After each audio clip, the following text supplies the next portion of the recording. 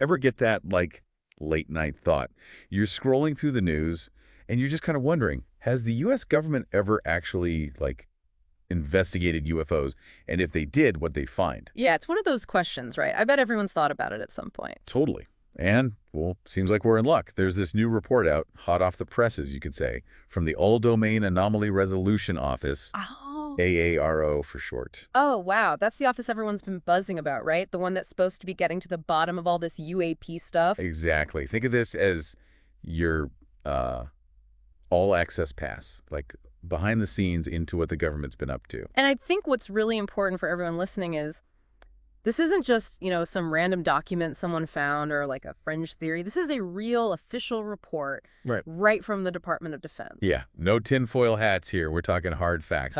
And for anyone who's ever felt kind of lost in the whole, UAP, Unidentified Anomalous Phenomena, all that. It can get pretty overwhelming, right? All the theories and speculation and everything. This report tries to, like, bring some order to the chaos, straight from decades of government investigations. And it is an in-depth report. AAR really went all out. They looked at everything, all the way back to 1945, every official U.S. government effort to figure out UAP. Wow, so they really went deep. Oh, for sure. They didn't just, read some old files. They dug through classified and unclassified archives, the whole shebang. Plus, they interviewed, I think, around 30 people who claimed they knew something about all this. Wow. And they teamed up with experts from, the intelligence community, the DoD, the people who work with those super secret programs. Okay, so big picture. What's the mission here? What are we actually trying to figure out in this deep dive? The core question, straight from AARO, is this. What's the U.S. government learned about UAP through their investigations all this time? And of course, everyone wants to know about those claims, those rumors, right? Yeah. About hidden programs and, off-world tech. Oh, yeah, those are always swirling around. And AARO tackles those head-on in this report. Cool. So let's get started. Let's unpack all of this, shall we? Sounds good to me. Let's start with that big, huge takeaway from the report summary. And something you got to keep in mind as we go through all this. Right, like a lens to look through. Yeah, and it's this. None of these investigations found any solid evidence that UAP was extraterrestrial. That's huge. I mean, after decades of looking, that's pretty significant. Totally. Okay. Okay, let's get into, the timeline, the actual investigations. AARO found something like 24 separate efforts since 1945. Right, so not one big project, but a bunch of different initiatives over time. Some were super formal and organized, others quick responses to something specific. Got it. And it's super interesting to think about what was driving these early programs, especially right after World War II. Right. Everyone was on edge, right? The Soviet Union, new tech. It was a tense time. Yeah, intense.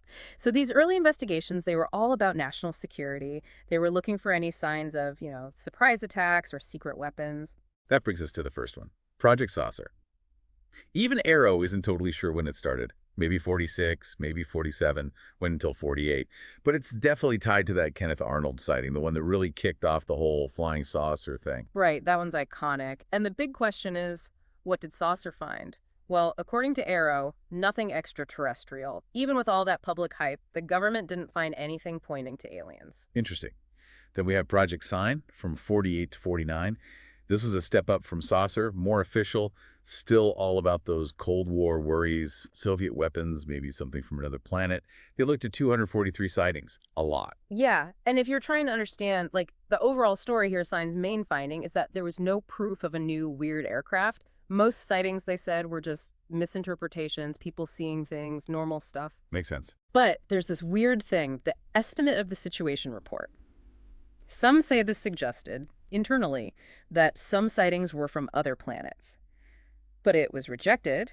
They didn't think it was solid evidence. So that early disagreement, it kind of set the tone for more skepticism later on. Huh, interesting. So then Project GREGE, the first one anyway, started in 49. The report kind of hints that things changed here, like they got rid of people who believed in aliens and shifted to debunking UFO reports. Oh, wow, a real change in strategy. Yeah, and they went through 244 cases. Okay, so what happened? What'd they conclude? Well, they said there was no threat from foreign tech, but the interesting part is they wanted to downsize the investigation and start a public campaign to calm everyone down. They called it war hysteria. So it sounds like they were more worried about people freaking out than actual aliens. Probably. Then there's Project Twinkle, 49 to 50. all about those green fireballs people were seeing over Nevada and New Mexico. These are so fascinating. What did they think those were? Well, they didn't have much to work with, apparently just one camera. Really? Just one? Yep, and they didn't even get any pictures. So, hard to say anything, for sure. That makes sense. I mean, if you don't have the tools, how can you figure it out, right? Exactly. Okay, next GRG, but like a new version from 51 to 52. This time, Captain Ruppelt was in charge, and he wanted to be more objective, more scientific. He even looked back at older cases. He noticed some interesting things, like more sightings when there was more media coverage and clusters of sightings near military bases. Huh. So maybe people were more likely to see things if they were already thinking about it? Maybe. But even with this more rigorous approach, same result. No evidence of aliens. Interesting. So even with a fresh perspective, it seems like they kept hitting the same wall. Yep. Okay, after GRIG, we have Project Bear, a collaboration with the Battelle Memorial Institute from 51 to 54. They brought in stats and better questionnaires for witnesses, trying to be more scientific about it. Okay, so more science, that's good. Yeah. What did they find? Their conclusion was, basically, if there's enough data to analyze, it was all explainable. They said it was very unlikely that anything they saw was beyond current science. So again, nothing groundbreaking. It seems like they were really trying to approach this with a scientific mindset, ruling out the more outlandish explanation. Right. Then things kind of shifted. We start seeing more reviews and studies from outside the military, lots of skepticism, and a real focus on national security. First up, the CIA Special Study Group in 52. They looked at data from the Air Technical Intelligence Center, ATIC, because there was a jump in reported sightings. So the CIA is getting involved now. That's interesting. What was their take on all this? Well, they said 90% of the reports they looked at had a normal explanation. The other 10% they called incredible, but they didn't think it was from the Soviets or from aliens. They were more worried that the Soviets might, use all the UFO hype to their advantage. So for them, it was a Cold War strategy issue, not little green men. Right, exactly. And that worry seems to have led to the Robertson panel in 53, a big scientific review organized by the CIA. Makes sense. They wanted experts to weigh in. So what happened with this panel? Anything interesting? Same findings, basically. Most reports were explainable, no threat to national security, no aliens. But here's the kicker. They recommended the government should actually try to debunk UFO reports. They were worried about mass hysteria and the Soviets using it for propaganda. Wow. So they were actively trying to, shape public opinion? Yep. And they also pointed out that nobody had found any actual pieces of a UFO, which becomes important later on when we get to those claims about crashed spacecraft. Right. That's crucial. There was also the Durant report in 53, which was just the CIA summarizing the Robertson panel. No new conclusions there. Okay. So nothing groundbreaking there, just reiterating what the panel had already said. Right. And then Project Blue A Book. The biggest, longest-running investigation from 52 to 69.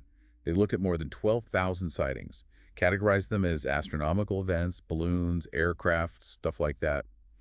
J. Allen Hynek, the astronomer, was their main scientific guy. Oh, wow. Over 12,000 sightings. That's a lot to go through. Yeah, or had to go through tons of digitized records from Blue Book. And after all that, same results. No national security threat, no crazy tech, no alien spaceships. So even after all that time and effort, same conclusion. Yeah, although there were 701 cases they couldn't explain. Oh, see, those are the ones that make you wonder. I know, right? But AARO thinks it was probably just not enough data to figure out what happened. Yeah, that makes sense. Not enough info, not enough to go on. Then, in 64, the CIA did another evaluation. Same thing. No threat from UFOs, no foreign involvement. And the O'Brien Committee, a review by the Air Force, came to the same conclusion. They said any future research should be done by, universities, not the military. So it seems like they were shifting focus away from, immediate threats and more towards understanding things scientifically, if it was even worth studying more. Yeah, it wasn't a big priority anymore. Which brings us to the Condon Report in 68. This was a study by the University of Colorado, and they were more interested in whether UFO research was even good science, not so much about national security. They looked at 59 cases. Okay, a different angle this time. What did they conclude? Their conclusion was pretty influential. They basically said that after more than 20 years of studying UFOs, we haven't learned much, and it's probably not worth studying more. Wow, so they weren't impressed with the scientific progress in this field. Not really. They also investigated claims of physical evidence, like imprints on the ground, that angel hair stuff, metal pieces. They explained it all with normal stuff. Interesting. So they were trying to tackle the more tangible aspects of the claims. Exactly. Plus, they looked at stuff that UFO author Frank Edwards had claimed, like a recovered UFO near D.C., and the government lending pieces of it to Canada and to Dr. Bush. The Condon report said all that was probably bogus, no proof. See, that's important. They're not just dismissing everything outright, they're actually investigating these more specific claims. Yep, and they kept coming up empty. The National Academy of Sciences even reviewed the Condon report and said it was good work. So more credibility for their findings. Right. And then, in '77, President Carter asked NASA to look into any new findings since the Condon report. NASA said, nope, nothing big enough to warrant more research or even a meeting about it. So by then, the government was pretty much convinced, even after all these studies and reports, that UFOs weren't a threat or a scientific goldmine. Exactly. But of course, people don't just forget about Roswell, right?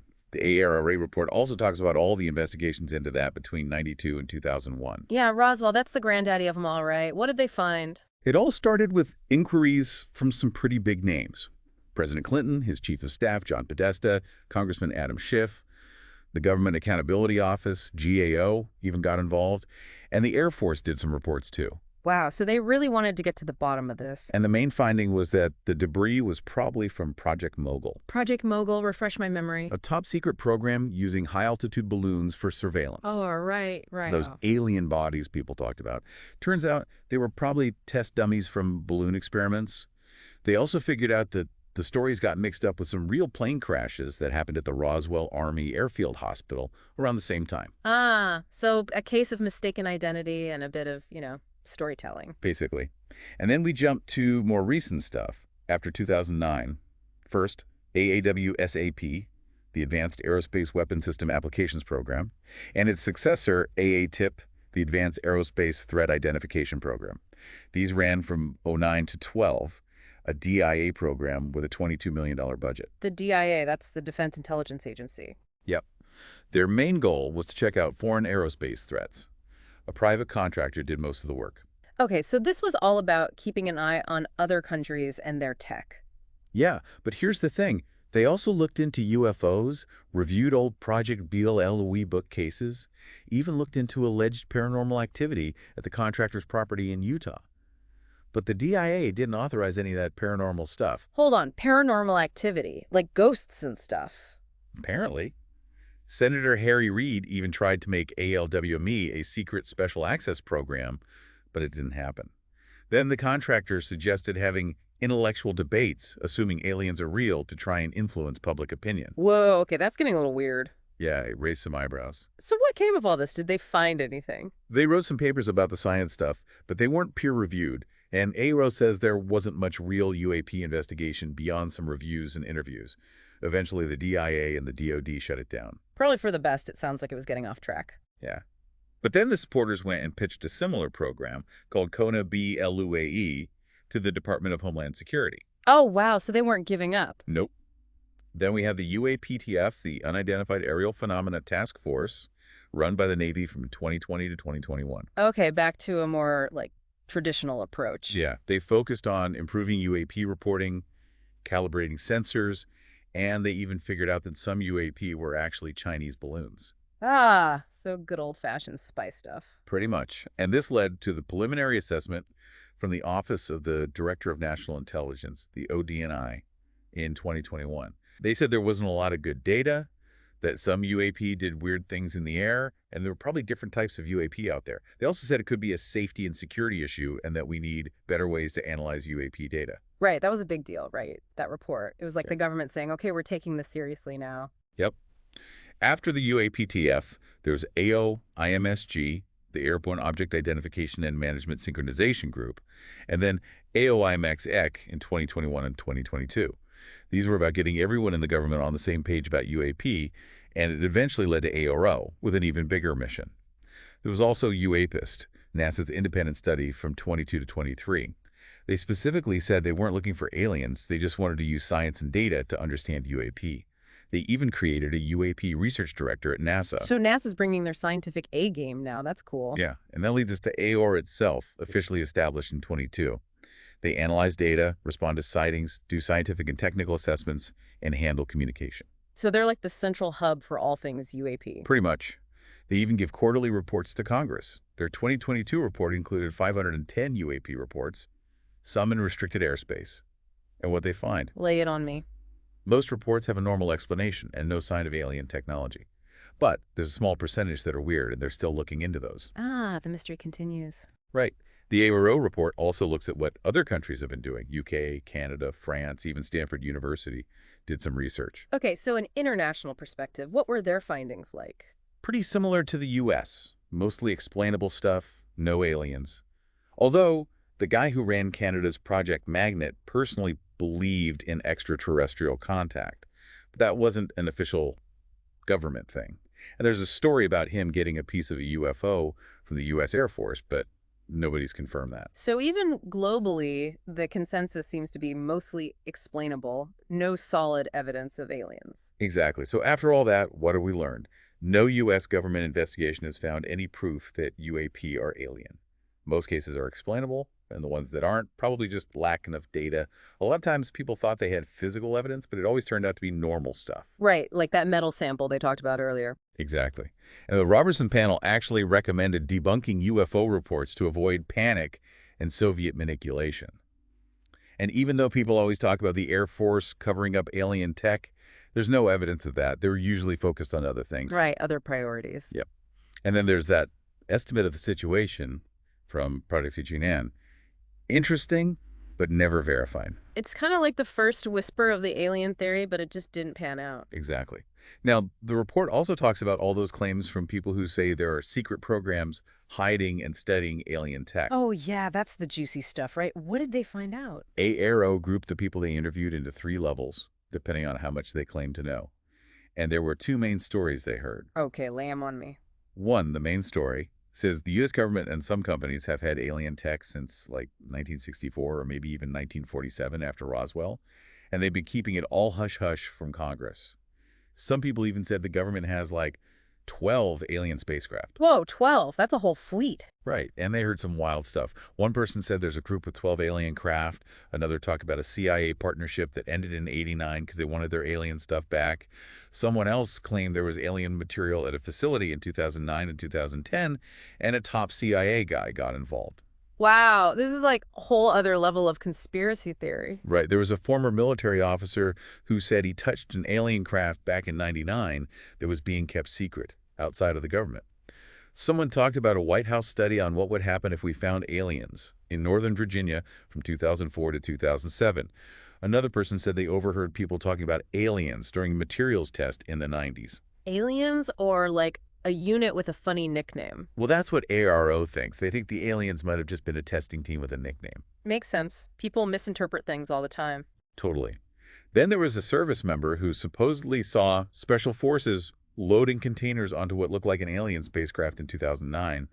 Someone else said their family member tried and failed to reverse engineer alien tech in the 80s. And then there's this alleged 1961 Special National Intelligence Estimate, SNAE, that some people say proves the government knows about alien tech. That's one you hear a lot, that SNIE, but is it even real? AARO says it's fake. They checked with the CIA and NSA and compared it to real SNIEs from back then. They said it's full of errors, doesn't look official, and neither agency has ever seen it before. Oh, busted. So much for that smoking gun. Right. And there's the claim about punishment by death, NDAs, these super secret agreements that people have to sign to keep quiet about alien stuff. Yeah, those are a staple of any good conspiracy theory. Totally. But AARO couldn't find any. They checked with all the relevant agencies, and all they found was the usual stuff about not sharing classified info, which is normal. So no special alien NDAs. Yep. Okay, so what about that second story you mentioned? The one about UAP near nuclear sites. Right. That one's about UAP sightings near nuclear facilities between 66 and 77. Yeah. People said the UAP caused stuff to malfunction, even destroyed some things, like ICBMs. Whoa, hold on. This is serious stuff. ICBM, like nuclear missiles. Yep.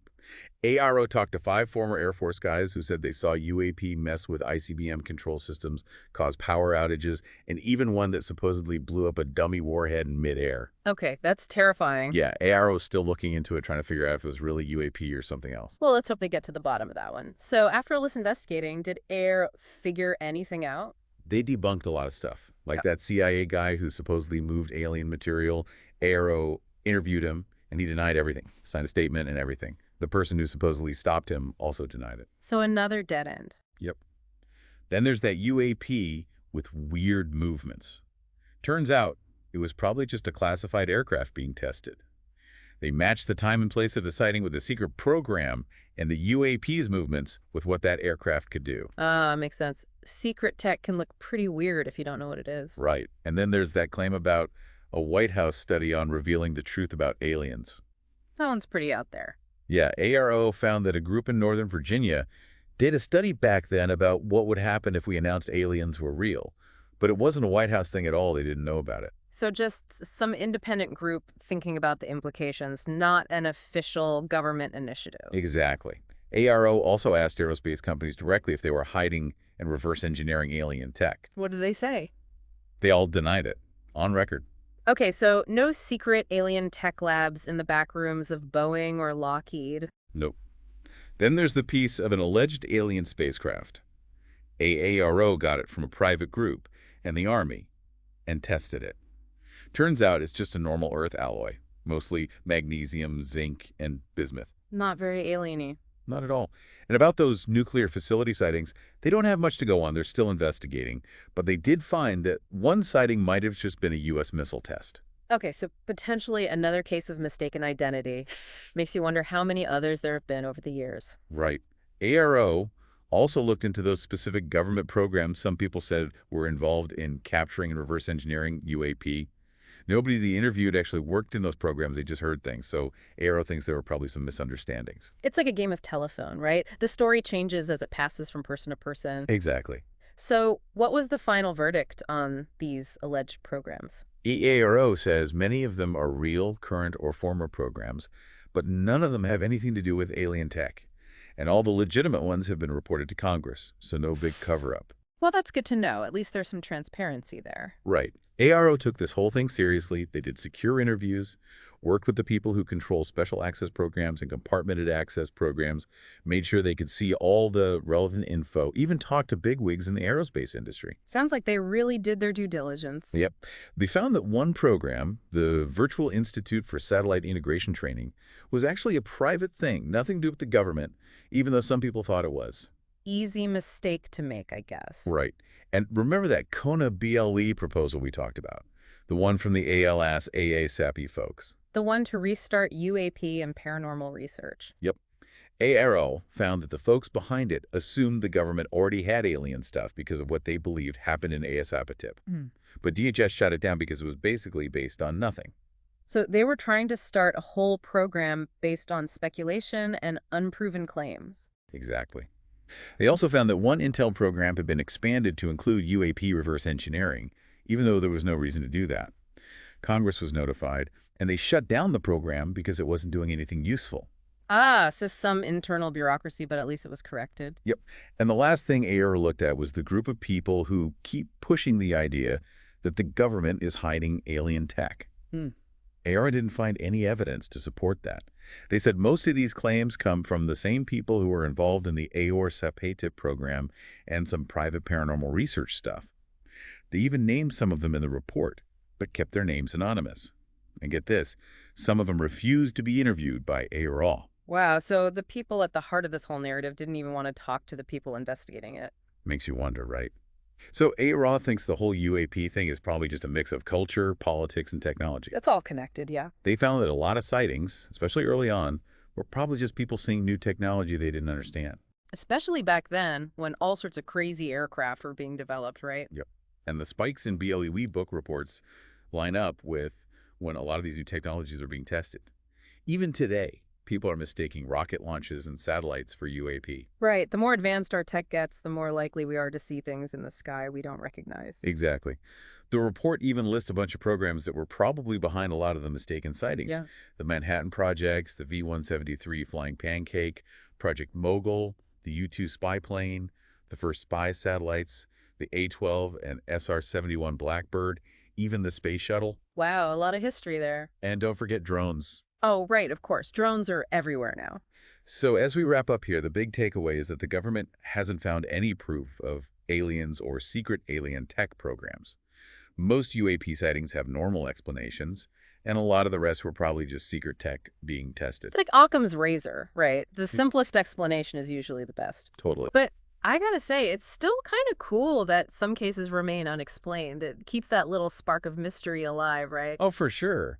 And it makes you think the government has to keep secrets for a reason, but maybe that secrecy is part of why people believe in all these conspiracy theories. That's a good point. If they were more open, maybe there wouldn't be so much speculation. Right. It's definitely something to think about.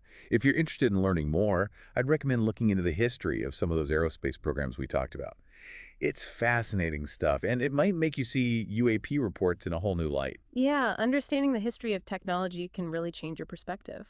Well, thanks for joining us on this deep dive. We hope you've learned something new and maybe even have some new questions to ponder.